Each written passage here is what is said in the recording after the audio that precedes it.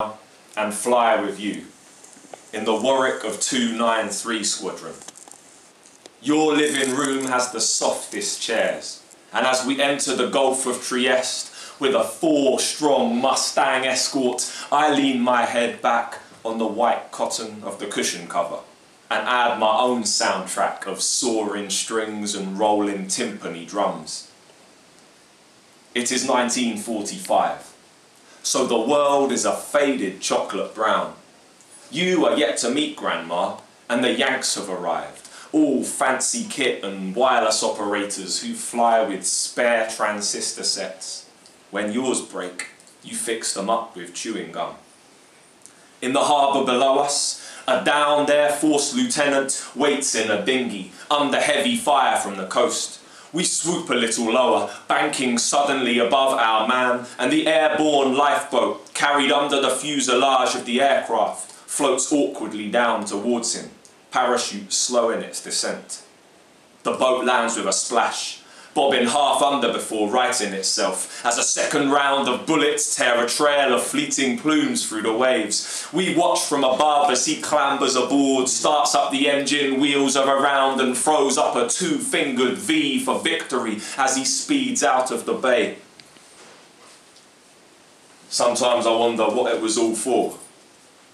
Was it worth it? My eyes open. The air is grey. I know it doesn't sound right, but the air is grey. That point as afternoon meets evening, when maybe the lights should be on, but somebody has flicked the switch. And I know, without hearing you say it, that the worth of moments like that is not what you are questioning. So at first, I say nothing. You straighten your tie and pick up the remote and turn the volume up on the telly. Somewhere long ago, the thick smoke of steamships charts harsh triumph around a stone globe, and the sun never sets on Britannia's trident. I see the glint in your eye, or at least its memory, proud as a whistling kettle. You have outlived the England you fought for. And yes, you are a brave man, and a kind man, who has done yoga every day for years. And that time in Algiers in '43, it was you who jumped out of the truck on the way back to barracks and stopped the drunken white South African airmen from beating on their black air crew. But now there are women in the fire brigade and too many players in the Arsenal team with names you can't pronounce. The TV is so loud and you have taken out your hearing aids, I have to almost shout. What about Jack Wilshere and Walcott? Theo Walcott, Wilshere and Walcott, they're English. And even though I know that's not the point, I feel better. Like, of course it was worth it. Otherwise Hitler would have won and they were the baddies. And unlike the history I was taught at school, you fought in the war simply to kill as many Germans as you could, because they dropped the bomb which nearly killed your old mother. And I have never said there's too many arms in that coffin after clearing up the mess on the runway. And of course I didn't know that at times like that, no matter how separate or squashed things are, most often you find the heads whole. And it is different now.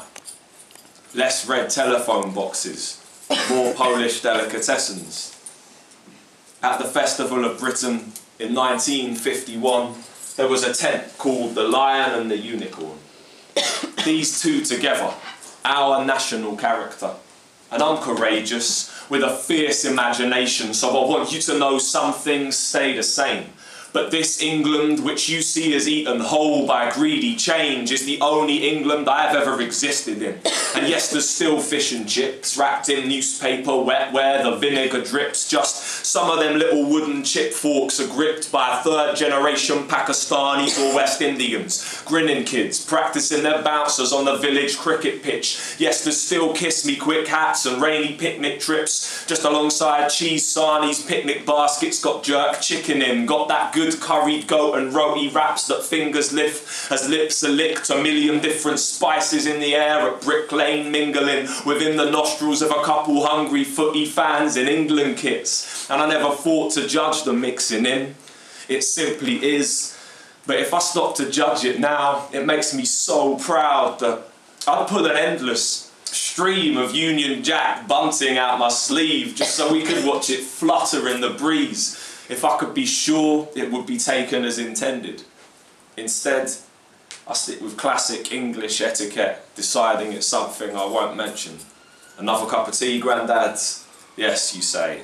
Yes, another cup of tea. Thanks.